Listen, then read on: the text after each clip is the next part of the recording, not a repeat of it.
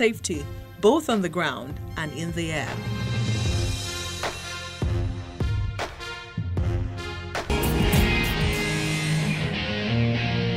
Nehemiah Auta runs the Murtala Muhammed International Airport and doubles as the superintendent for the airports in the southwestern part of the country. He says managing any airport is dependent on an unbroken chain of departmental processes.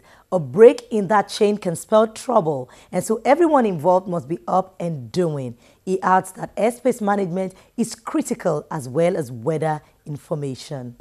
The airport is an end-to-end process. Remember that an aircraft cannot take off and land in the same place. So the aircraft has an origin and it has a destination.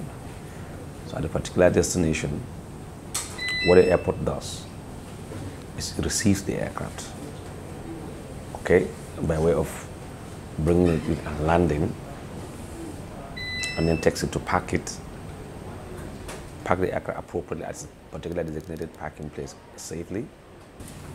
When a passenger or goods want to go, they pass through the same process: security, passport control, and then onto the aircraft. And then the same thing goes on. So it's a cycle. Okay, remember the aircraft comes in and lands, and then taxis up to a stop. The passengers, goods, whatever, they come out. Onto staging area, they pass through processes before they are free to go. So also if a passenger wants to travel or you want to send goods elsewhere, they come to the same process, pass through the normal screening procedures and passport control or customs control and other security agencies. Then when such persons are screened and are deemed fit secure enough to get into the aircraft, and then the same process again, get into the aircraft, they are loaded and the aircraft pushes back and off it goes. First and foremost, there are agencies. The various line of activities are segmented, and there are agencies and roles of individuals in those agencies, and those roles don't clash. All right, it's a whole chain.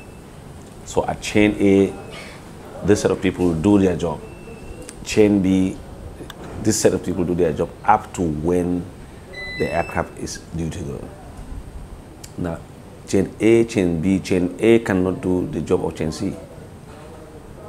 So it's just like a normal building process where somebody passes the block to the builder. So the guys who pass the block does not cement. So chain A does its job, oversight, and passes to chain B, does the oversight, then to chain C until it gets to the aircraft. So there are standards, there are guiding principles, there are standard recommended principles, practices for every chain. So we're not just doing it off head. There are standard operating procedures for every chain. So every chain has to comply, has to be sent to comply with its own standard operating procedure, which is we call the SOP, until it gets to the point where everybody's satisfied. And at that point, there's nobody, you can't take somebody from A again to go and check what C or D has done. No. The personnel that do all those checks are specially trained, technically competent, and are recommended by the same ICAO to carry out those activities on their behalf. So that's why you don't have clash. Now, my role is to coordinate those things, because if I notice that there's likely to be a break on the chain, then I intervene.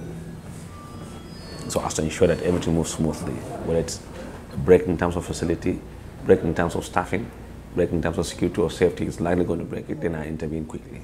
Once the information is given to me, I intervene. So my role is to coordinate all of those chains to ensure that this business goes on and on and on and on smoothly. That's what we've been doing. Once you don't have any issue, once you don't hear anything, then everything's moving smooth. But once in a while, because you're dealing with machines, you're going to have breakages. You have an aircraft that is coming from the air, so somebody controls it to land it on the air. Very important. Very, very key, because if it doesn't bring it to the ground, you can have an aircraft here. So you have the airspace management agency that brings in the aircraft. Now, the airspace management agency is guided by NIMET.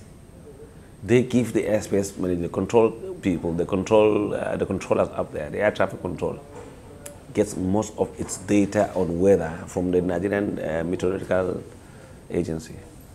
So you now have two agencies already there, up there. You have the NAMA, Nigeria Airspace Management Agency, then you have NIMET. Now, if NAMA or air traffic control brings in the aircraft safely and lands, then it is taken over by apron control. Apron control belongs to FAN.